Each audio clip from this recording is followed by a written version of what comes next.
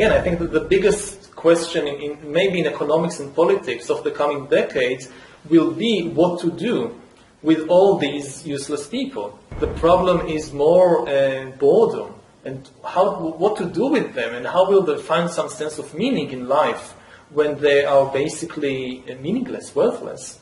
My best guess at present is a combination of drugs and computer games as a solution for more. It's already happening. Under different titles, different headings, you see more and more people spending more and more time or solving their inner problems with drugs and computer games, both legal drugs and illegal drugs. You look at Japan today, and Japan is maybe 20 years ahead of the world in everything, and you see all these new social phenomenon of people having relationships with virtual spouses.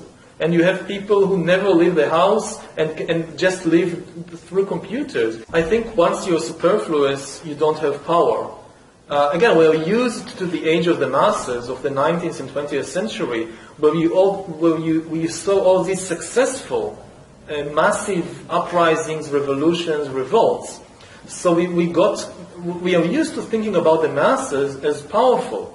But this is basically a 19th century and 20th century phenomenon. I don't think that the masses, even if they somehow organize themselves, stand much of a chance.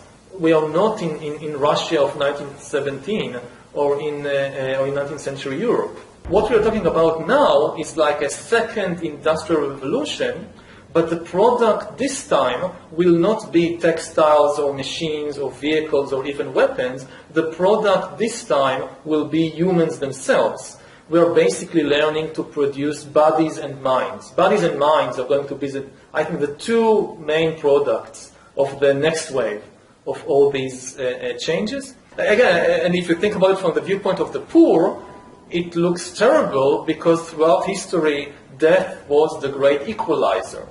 The big consolation of the poor throughout history was that, okay, these rich people, they have it good, but they're going to die just like me. But think about a world, say, in 50 years, 100 years, where the poor people continue to die, but the rich people, in addition to all the other things they also get exemption from death once you really solve a problem like direct brain-computer interface. When brains and computers can interact directly, for example, to take just one example, that's it. That's the end of history. That's the end of biology as we know it. Nobody has a clue what will happen once you solve this. If life can basically break out of the organic realm into the vastness of the inorganic realm, and you cannot even begin to imagine what the consequences will be, because our imagination at present is organic.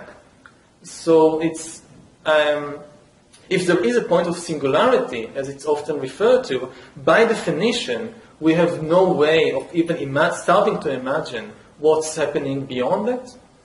Looking before the point of singularity, just as a trend is gathering pace, the new attitude, I think, is to treat old age and death as technical problems, no different in essence than any other disease. It's like cancer, it's like Alzheimer's, it's like tuberculosis. Maybe we still don't know all the mechanisms and all the remedies, but in principle, people always die for one reason and one reason only, and then these are technical reasons, not metaphysical reasons. People today actually manage to live, and many people, as isolated, alienated individuals. In the most advanced societies, many people live as alienated individuals with no community to speak about, with a very small family. It's no longer the big extended family. It's now a very small family, maybe just a spouse, maybe one or two children, and even they might live in a different city, in a different country, and you see them maybe once in every few months, and that's it. After millions of years of evolution, suddenly, within 200 years, the family and the intimate community break, they collapse. Most of the roles fulfilled by the family and by the intimate community for thousands and tens of thousands of years are transferred very quickly to new networks provided by the state and the market, You don't need children, you can have a pension fund. You don't need somebody to take care of you. You don't need neighbors and sisters or brothers to take care of you when you're sick. The state takes care of you. The states provide you with police, with education, with health, with everything. In terms of ideas, in terms of religions, the most interesting place today in the world, in religious terms, is Silicon Valley. It's not the Middle East. This is where the new religions are being created now by people like Ray Kurzweil, and these are the religions that will take over the world.